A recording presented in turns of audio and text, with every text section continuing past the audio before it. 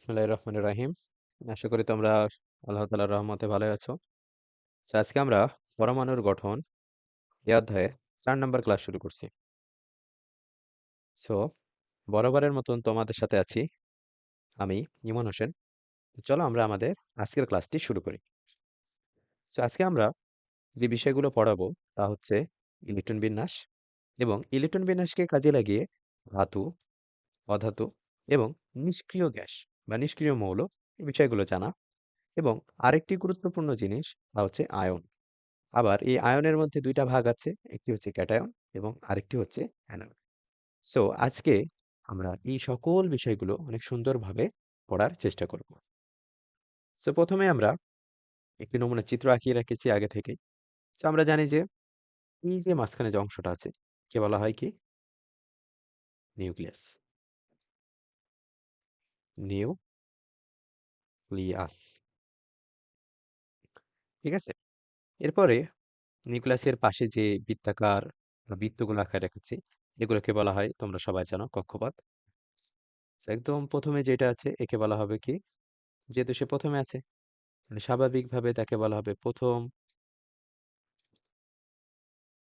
কক্ষপথ। এরপরে যে আছে তাকে বলা হবে ২য় কক্ষপথ এবং তারপরে যে থাকবে তাকে বলা হবে ৩য় কক্ষপথ। এই যে আমরা সিরিয়াল গুলো করছি যে ১ম, ২য়, ৩য় এই যে সংখ্যার মাধ্যমে যে এটা ১ নাম্বার, এটা ২ নাম্বার, এটা ৩ নাম্বার এই সংখ্যাগুলোকে বলা হয় প্রধান কোয়ান্টাম নাম্বার বা প্রধান শক্তিস্তর সংখ্যা। যাকে আমরা n দ্বারা প্রকাশ করি। অবশ্যই ছোট হাতের n। তাহলে ছোট হাতের n সমান কি? প্রধান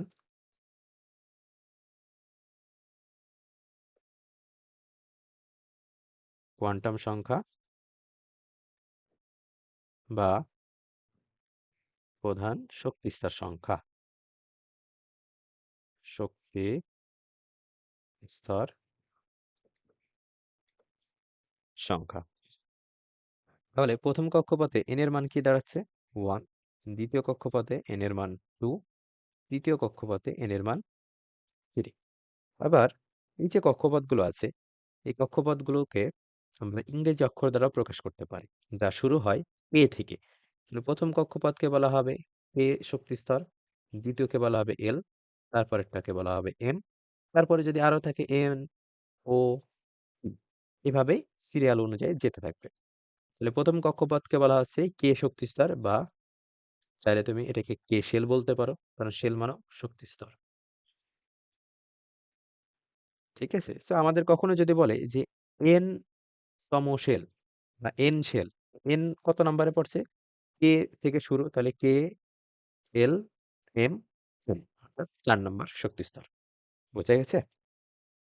সো দেখো আমরা এরপরে যদি যাই আমাদের বইতে একটা সূত্র দেওয়া আছে। বলা হয়েছে যে নির্দিষ্ট কক্ষপথে সর্বাধিক ইলেকট্রন প্রবেশের সংখ্যা 2n স্কয়ার। এই n টা কি? একটু আগে আমরা দেখলাম n মানে হচ্ছে প্রধান শক্তিস্তরের সংখ্যা। তাহলে দেখি আমরা এখানে যদি আমরা এটা হিসেব করি এটা হচ্ছে n equal to 1। এপাশে আমরা রাখি সর্বাধিক ইলেকট্রন প্রবেশের সংখ্যা। প্রবেশের সংখ্যা। তাহলে n equal to l মানে সরি n equal to 1 হলে সেটা হবে কি? কে শেল। তাহলে সর্বাধিক ইলেকট্রন প্রবেশের সংখ্যা কত হবে? সূত্র আছে 2n স্কয়ার। তাহলে 2 গুণ n এর মান এখানে 1 তাহলে 1 এর স্কয়ার ইকুয়াল টু 2। ২ নাম্বারটার ক্ষেত্রে n ইকুয়াল টু তাহলে হবে 2। তাহলে এর নাম হবে কি? এল শেল। এরপরে যেহেতু এল হয় তাহলে এল শেল। তাহলে 2 ইনটু n স্কয়ার। n এর মান এখানে 2 তাহলে দিলাম 2 তার স্কয়ার। 2 গুণ 4 অর্থাৎ 4 দুগুণী 8। ৩ নাম্বারটার ক্ষেত্রে n ইকুয়াল টু 3 হবে। তাহলে কে এল এবার আসবে এম শেল। বুঝতে পারছো? তাহলে 2 ইনটু 3 তার স্কয়ার। কারণ n এর মান 3 আর সূত্র অনুযায়ী তার উপর স্কয়ার ছিল। 3 কে স্কয়ার করলে হয় 9 তাহলে 9 দুগুণী 18। এই যে নাম্বারগুলো আমরা পেলাম, যদি ধরো এরপরে আরো থাকতো যে n = 4 যদি হয়, 4 নাম্বার শক্তি স্তর থাকলে, তাহলে তখন আসবে n শেল। তাহলে আমরা লিখতে পারবো 2 ইন্টু 4 তার স্কোয়ার, তাহলে 2 গুণ 4 4 16, অর্থাৎ 32। এই যে নাম্বারগুলো আমরা পাচ্ছি, এই নাম্বারগুলো দ্বারা আসলে কি বোঝায়? যে প্রথম যে শক্তি স্তর আছে, এই শক্তি স্তরে সর্বোচ্চ 2টা ইলেকট্রনে যেতে পারবে। এর বেশি ইলেকট্রন নেওয়া প্রথম শক্তি স্তরের পক্ষে সম্ভব না। সেম একইভাবে 2 নাম্বার শক্তি স্তরের ক্ষেত্রে সর্বোচ্চ 8টা নিতে পারবে, 3 নাম্বার শক্তি স্তরের ক্ষেত্রে সর্বোচ্চ 18টা, 4 নাম্বারের ক্ষেত্রে সর্বোচ্চ 32টা। ঠিক আছে? এই যে সংখ্যাগুলো, এই সংখ্যার বেশি ইলেকট্রন নেওয়া ওই কক্ষপথের পক্ষে কখনোই সম্ভব না। এর থেকে কম থাকতে পারবে, কিন্তু এর থেকে বেশি থাকা সম্ভব না। এবার ধরো আমরা আরেকটা অংশ যদি দেখি, বলছে স্থিতিশীলতা অর্জনের জন্য প্রথম কক্ষপথে 2টি ইলেকট্রন এবং অন্যান্য কক্ষপথে সর্বনিম্ন 8টি করে ইলেকট্রন দরকার। যেমন ধরো দ্বিতীয় কক্ষপথে সর্বোচ্চ 8টা যেতে পারবে, তো যদি 8টাই থাকে তাহলে সে স্থিতিশীল। যদি তৃতীয় কক্ষপথে ইলেকট্রন যায়, সেখানে ইলেকট্রন সর্বোচ্চ যাইতে পারবে 18টা, বাট যদি 8টা থাকে তাও সে স্থিতিশীলতা অর্জন করবে। ঠিক আছে? জাস্ট এই জিনিসগুলো মোটামুটি একটু জেনে রাখবা। এর ব্যাখ্যাগুলো বা আরো গভীর যে ব্যাপারগুলো আছে সেগুলো তোমাদের নাই উচ্চতর শ্রেণীতে, অর্থাৎ নবম দশম শ্রেণীতে তোমরা এই বিষয়ে জানতে পারবা। ঠিক আছে? So, এত মাথা ঘামানোর দরকার নাই। আপাতত এখানে যা লেখা আছে এটা একটু মনে রাখবা, এবং পরবর্তীতে আমরা জিনিসগুলো যখন আরো প্র্যাকটিস করব তখন বিষয়টি আরো ক্লিয়ার হবে। সো আমরা এখন একটা ইলেকট্রন বিন্যাস প্র্যাকটিস করি। ধরো প্রথমে আমরা নিই কার্বন। সো আমরা জানি যে কার্বনের প্রোটন সংখ্যা 6, তাহলে তার ইলেকট্রন সংখ্যাও 6।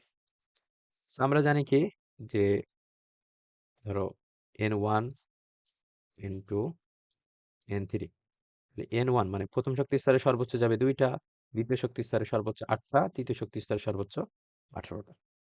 তাহলে এর আছে তো 6টা, তো প্রথম শক্তি স্তরে 2টা তো ইজিলি যাবে, গেল। কারণ ইলেকট্রন তো প্রথমে প্রথম শক্তি স্তর, তারপরে দ্বিতীয় শক্তি স্তর, তারপরে তৃতীয় শক্তি স্তর, এইভাবে এক মানে ইলেকট্রনগুলো বিন্যস্ত হতে থাকে। আমরা দিলাম প্রথমে 2টা, 2টা দেওয়ার পরেও 6টার থেকে যদি 2টা যায় তাহলে কয়টা থাকে? এখনো 4টি ইলেকট্রন থাকে। সেই 4টি ইলেকট্রন দেখো 2 নম্বরে চলে যাবে। 4টি ইলেকট্রনই 2 নম্বরে যাবে। কারণ 2 নাম্বার ইলেকট্রন নিতে পারবে কয়টা? 8টা। আমার আছে কয়টা? 4টা। তাহলে কম আছে। সো 2 নাম্বারে চলে যাবে। এবার আমরা ধরো যদি আরেকটি মৌল নিই, সোডিয়াম। আমরা জানি সোডিয়ামের প্রোটন সংখ্যা 11, অর্থাৎ ইলেকট্রন সংখ্যা 11। 11 যদি হয় প্রথম শক্তি স্তরে যাবে 2টা। 11 থেকে 2 বাদ দিলে কত থাকে? 9টা ইলেকট্রন এখন আছে। 2 নম্বরে যাইতে পারবে কত? 8টি ইলেকট্রন। আছে 9টা। বেশি আছে। তো 9টার মধ্যে 8টি ইলেকট্রন চলে গেল 2 নম্বরে। এখনো থাকে কয়টা? একটা। সেই একটা ইলেকট্রন যাবে হচ্ছে আমার 3 নাম্বার শক্তি স্তরে। এবং এখানে আমরা যে সিরিয়াল অনুযায়ী লিখছি, প্রথমটা হচ্ছে আমাদের প্রথম শক্তি স্তর, দ্বিতীয়টা হচ্ছে দ্বিতীয় শক্তি স্তর, আর এইটা হচ্ছে আমাদের তৃতীয় শক্তি স্তর। ঠিক আছে?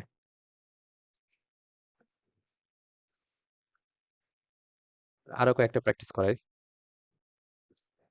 এবার ধরো আমরা লেখা যায়, ধরো অক্সিজেন নিই। অক্সিজেন হচ্ছে 8টা। তো প্রথমে যাবে 2টা। 8-এর থেকে যদি 2 নিই তাহলে থাকে কত? 6। তো 6টা ইলেকট্রনই 2 নম্বরে চলে যাবে। এবার ধরো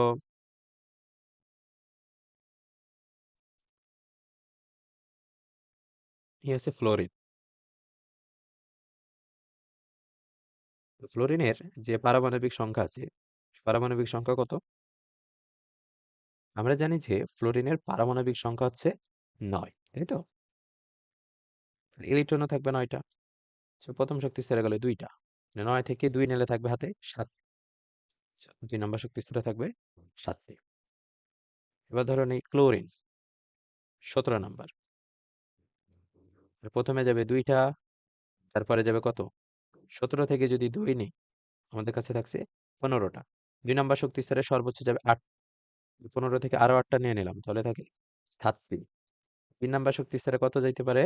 18টা। আমাদের কাছে আছে 7টা, দিয়ে দিই 7টা।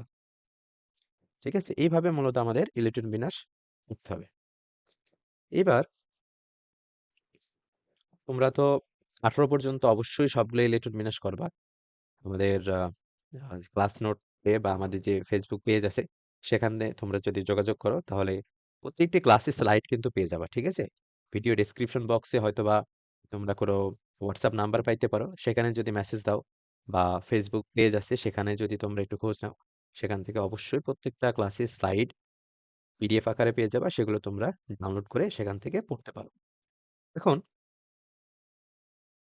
তোমরা অবশ্যই ১ থেকে ১৮ পর্যন্ত যে মৌলগুলো আছে, এই মৌলগুলোর ইলেকট্রন বিন্যাস প্র্যাকটিস করবা। সো এইটা তোমাদের জন্য থাকবে হোমওয়ার্ক।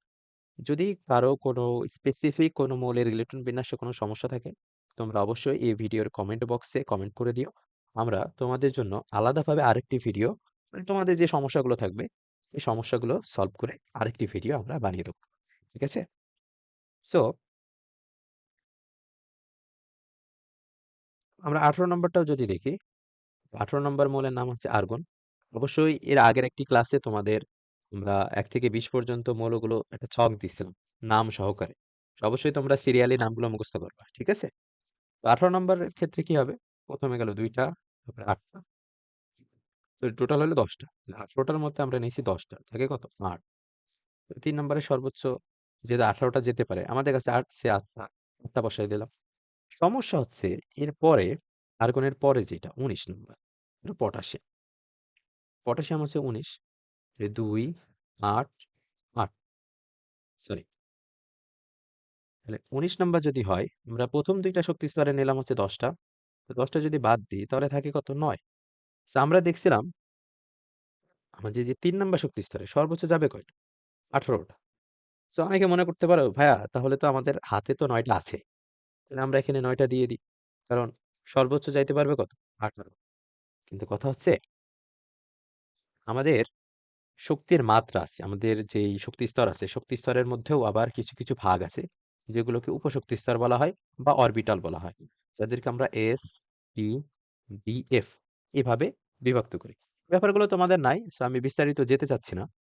সো এই যে শক্তির মাত্রাগুলো আছে, এই শক্তির মাত্রা অনুযায়ী এখানে ৮ টা ইলেকট্রন যাবে এবং এর পরের যে ইলেকট্রনটা আছে সেটা ৩ নাম্বারে না যেয়ে ৪ নাম্বারে চলে যাবে। ঠিক আছে? তো ১৯ নাম্বারের পরে আছে ২০ নাম্বার। ২০ নাম্বার মৌল হচ্ছে যে ক্যালসিয়াম ২০। তো সেক্ষেত্রেও ২, ৮, এখানে থাকে ১০ টা। কিন্তু ১০ টা যাবে না। যাবে কয়টা? ৮ টা। যে বাকি যে ২ টা আছে সেই ২ টা পরের চলে যাবে। ঠিক আছে? অর্থাৎ ৪ নাম্বারে চলে যাবে। সো এই ২ টা তোমাদের জন্য কিছুটা ব্যতিক্রম। সো এই ২ টা অবশ্যই তোমরা নিজেরা, নিজেরা প্র্যাকটিস করবা, যেহেতু করাই দিছি। ঠিক আছে? সো এইভাবে তোমাদের বাড়ির কাজ হবে কি ১ থেকে ১৮ পর্যন্ত মৌলের ইলেকট্রন বিন্যাস কমপ্লিট করা। ঠিক আছে? অবশ্যই নিজেরা কয়েকবার প্র্যাকটিস করবা। এইবার আসি আমরা ইলেকট্রন বিন্যাসের ডায়াগ্রাম অঙ্কন করা। ডায়াগ্রাম বলতে বোঝায় ছবি অঙ্কন করা। তো ধরো আমরা যদি সোডিয়াম মৌলটা নিই, তো সোডিয়াম ১১, ইলেকট্রন বিন্যাস করলে দাঁড়াবে এনে ২, ৮, ১, তাই তো? একটু আগে দেখছি। তো প্রথমে আমরা ছোট করে একটা নিউক্লিয়াস আঁকাবো। সবচেয়ে ভালো হয় এই মাঝখানে সোডিয়ামের প্রতীকটা লিখে দেওয়া। এটা গেল হচ্ছে যে আমাদের সোডিয়ামের নিউক্লিয়াস। এটা ধরো আমাদের প্রথম শক্তি স্তর।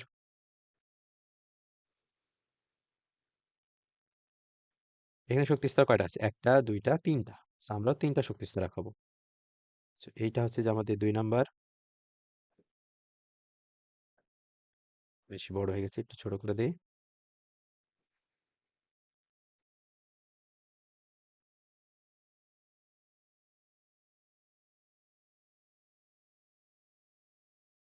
এইটা হচ্ছে আমাদের ৩ নাম্বার।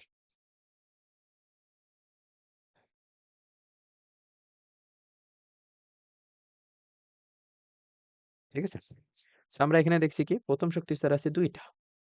তাহলে ১, ২। প্রথম শক্তি স্তরে আমরা যখন ইলেকট্রনগুলো দেবো, ইলেকট্রনগুলো এই যে এইভাবে একটু গাঢ় করে দিও যেন বোঝা যায়। এবং অবশ্যই চিত্রগুলো পেন্সিলে আঁকাবা, হ্যাঁ? সো প্রথম শক্তি স্তরে ইলেকট্রন ২ টা বিপরীত দিকে দিবা। এটা হচ্ছে আঁকানোর নিয়ম বলা যায় আরকি। এরপরে ২ নম্বর শক্তি স্তর হচ্ছে ৮। সো ২ নাম্বার থেকে যখন আমরা ইলেকট্রন বিন্যাস আ করা শুরু করব বা অঙ্কন করা শুরু করব, আমাদের কাজ হবে সর্বাধিক বিজোড় সংখ্যায় রাখা। এবং প্রথম ৪ টার ক্ষেত্রে, সরি, আমরা প্রথম ৪ টা সিঙ্গেল দেব। তো ১ টা, ২ টা, ৩ টা, ৪ টা। এবং অঙ্কনের সৌন্দর্য রক্ষার জন্য আমরা ৪ টা ৪ দিকে দেওয়ার চেষ্টা করব। এরপরে যদি আরো ইলেকট্রন থাকে তাহলে এই যে 4টার সাথে জোড় আকারে যাবে। আছে কয়টা? 8টা। এই গেল হচ্ছে 5 নাম্বার, 6, 7, 8। এইভাবে আমরা টোটাল 8টা ইলেকট্রন দিলাম। 3 নাম্বারে যেয়ে দেখি কয়টা আছে? একটা ইলেকট্রন। সো এই একটা ইলেকট্রন। এইটাই হচ্ছে আমাদের সোডিয়াম মৌলের ইলেকট্রন বিন্যাসের ডায়াগ্রাম বা ইলেকট্রন বিন্যাসের চিত্র। ঠিক আছে? এভাবে আমাদের প্রত্যেকটা মৌলেরই ইলেকট্রন বিন্যাস শিখতে হবে। বোঝা গেছে? তাহলে আমাদেরকে এইভাবে প্রত্যেকটা মৌলের ইলেকট্রন বিন্যাস সে ডায়াগ্রাম আঁকানো শিখতে হবে। ঠিক আছে? সো আমরা এরপরে চলে যাই হচ্ছে ধাতু। দেখো, ধাতুর সাধারণ বৈশিষ্ট্য যদি দেখি, যে ধাতুগুলো সাধারণত চকচকে হয়, যেমন লোহা, সোনা, তারপরে এই টাইপের যত ধাতুই আছে না কেন তারা সাধারণত চকচকে হয়।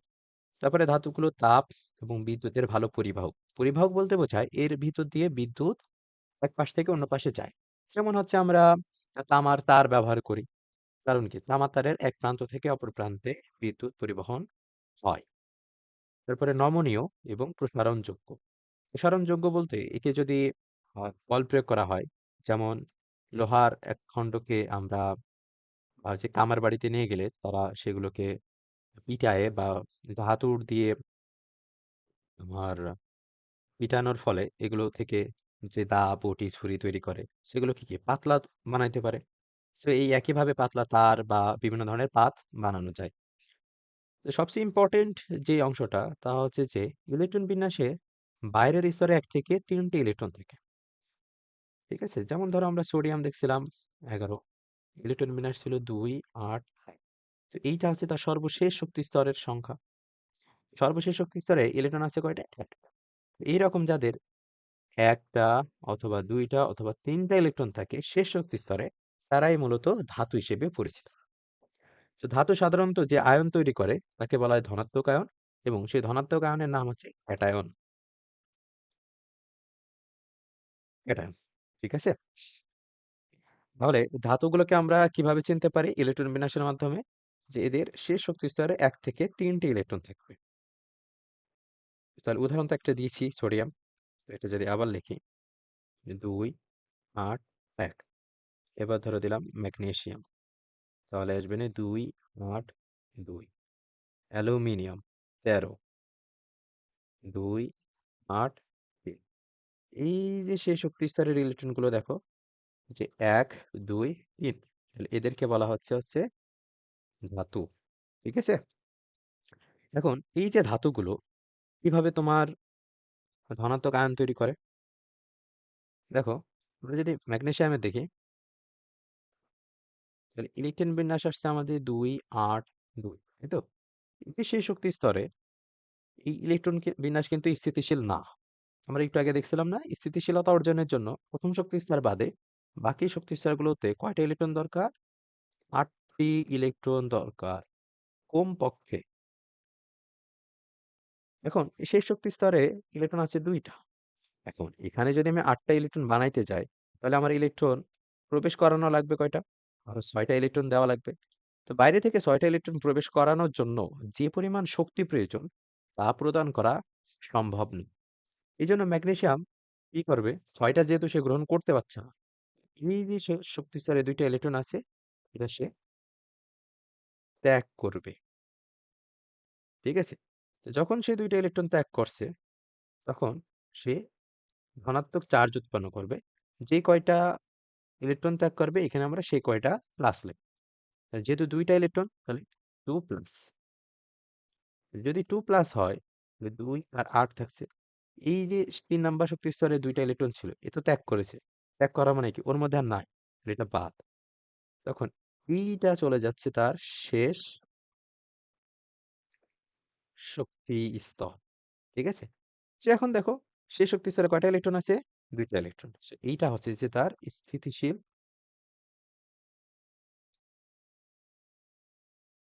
অবস্থা। ঠিক আছে? সেম একইভাবে আমরা যদি ধর ম্যাগনেসিয়াম তো দেখলাম। আরেকটা পেজ নিই আমরা এখানে। আমরা যদি এবার সোডিয়ামেরটা দেখি,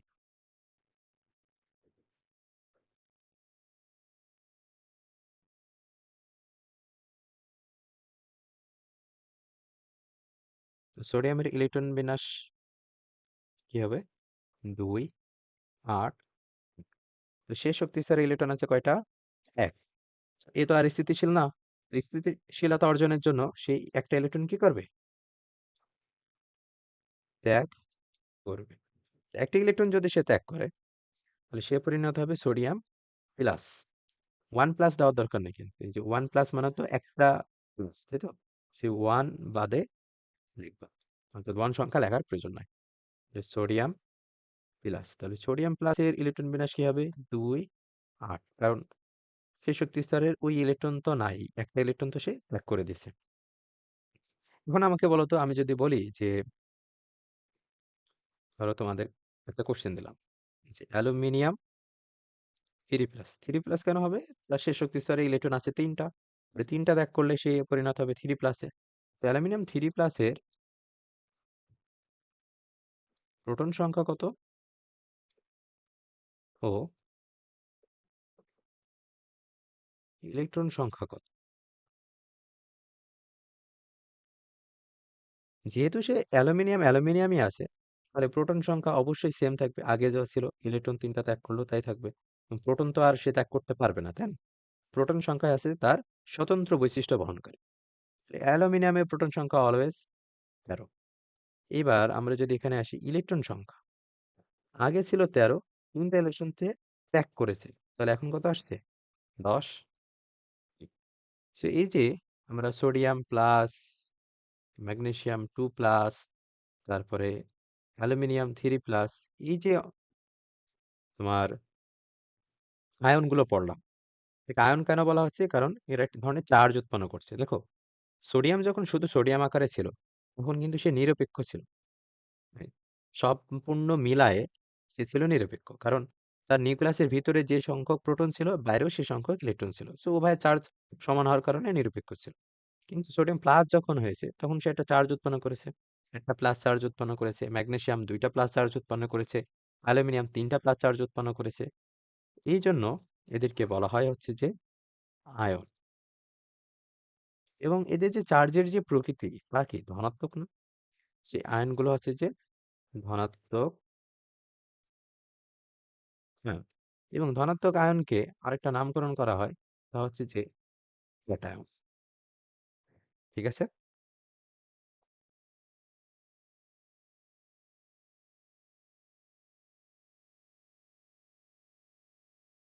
এই ছিল হচ্ছে যে আমাদের ধাতু এবং ক্যাটায়ন সম্পর্কিত আলোচনা। এবার আমরা চলে যাই অধাতুতে। অধাতু কি? ধাতুর ঠিক উল্টাটা। অধাতুগুলো অবশ্যই অচকচকে হবে এবং তাপ আর বিদ্যুতে দুর্বল পরিবাহক। সাধারণত এরা পরিবহন করতেই পারে না এবং সহজে ভেঙে যায় এবং ভঙ্গুর প্রকৃতির হয়। ইলেকট্রন বিন্যাসে 4 থেকে 8টি ইলেকট্রন থাকে। তবে এখানে আরো সেফ থাকার জন্য আমরা বলতে পারি 5 থেকে 8টি ইলেকট্রন থাকে। ঠিক আছে? অসাধু সাধারণত ঋণাত্মক আয়ন বা অ্যানায়ন উৎপন্ন করে। অধাতু যে আয়ন উৎপন্ন করে সেই আয়নকে বলা হয় অ্যানায়ন। ধাতুর ক্ষেত্রে বলা হয় ক্যাটায়ন। আমরা যদি উদাহরণ দিই, ধরো হচ্ছে অক্সিজেন। অক্সিজেন হচ্ছে যে 8, তাহলে 2 6। তো শেষ শক্তি স্তরে 8টা ইলেকট্রন বসানোর জন্য কয়টা ইলেকট্রন দরকার? 2টি ইলেকট্রন, তাই তো? সে 2টি ইলেকট্রন কিন্তু সহজেই গ্রহণ করতে পারে। এজন্য অক্সিজেন কি করবে? অক্সিজেন শেষ শক্তি স্তরে আরো 2টা ইলেকট্রন গ্রহণ করবে। যেহেতু সে গ্রহণ করেছে, তাহলে সে কি অন্যজনের কাছে ঋণী থাকছে। এই জন্য একে বলা হয় ঋণাত্মক আয়ন। 2টা ইলেকট্রন গ্রহণ করেছে, তাই 2টা মাইনাস, তাহলে 2 মাইনাস। তারপরে ধরো আমি যদি ফ্লোরিন বিবেচনা করি, ফ্লোরিন হচ্ছে 9 নাম্বার, 2 7। সে শক্তি স্তরে কয়টা দরকার এখন? 8টা বসানোর জন্য 1টি ইলেকট্রন দরকার, তাই তো? তাহলে একটি ইলেকট্রন গ্রহণ করলে সে একটা ইলেকট্রনের ঋণী থাকছে, এই জন্য এফ মাইনাস। শুধু মাইনাস মানে 1 মাইনাস। ঠিক আছে? এই 1 কিন্তু লেখার কোনো দরকার নাই। তাহলে এখানে আসবে 2। দেখো, এখানেও শেষ শক্তি স্তরে হয়ে গেল 8টা, এখানেও হয়ে গেল 8টা। তাহলে এই দুইটাই কিন্তু স্থিতিশীল অবস্থা। স্থিতিশীল অবস্থা। এবং সে ধাতু হোক বা অধাতু, প্রত্যেকটা মৌলই সাধারণত স্থিতিশীল অবস্থা অর্জনের চেষ্টা করে, এবং স্থিতিশীলতা অর্জনের চেষ্টা করে বলেই তারা বিভিন্ন ধরনের যৌগ গঠন করে। ঠিক আছে? তাহলে যে এফ মাইনাস, বা আমরা যদি ক্লোরিন নিতাম তাহলে সেটা ক্লোরিন মাইনাস, অক্সিজেন 2 মাইনাস, এগুলো দেখো কি আয়ন উৎপন্ন করেছে না, চার্জ উৎপন্ন করেছে। ঠিক আছে, এই যে এটা মাইনাস চার্জ উৎপন্ন করেছে, এটা দুইটা মাইনাস চার্জ উৎপন্ন করেছে, সেদেরকে বলা হয় আয়ন। যেহেতু মাইনাস বা ঋণাত্মক চার্জ উৎপন্ন করেছে, তাই এদেরকে বলা হয় ঋণাত্মক আয়ন। আবার এই ঋণাত্মক আয়নকে বলা হয় অ্যানায়ন।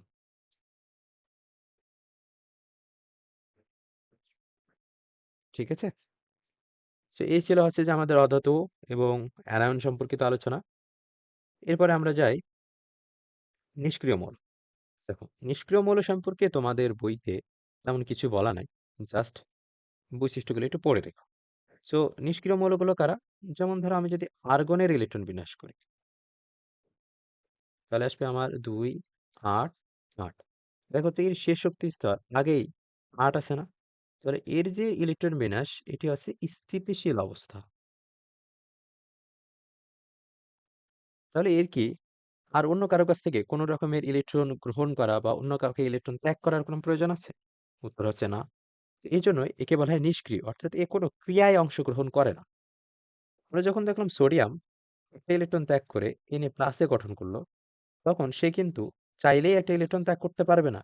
এই যে একটা ইলেকট্রন ত্যাগ করছে, কাউকে না কাউকে সে একটা ইলেকট্রন গ্রহণ করে তার সাথে যৌগ গঠন করতে হবে।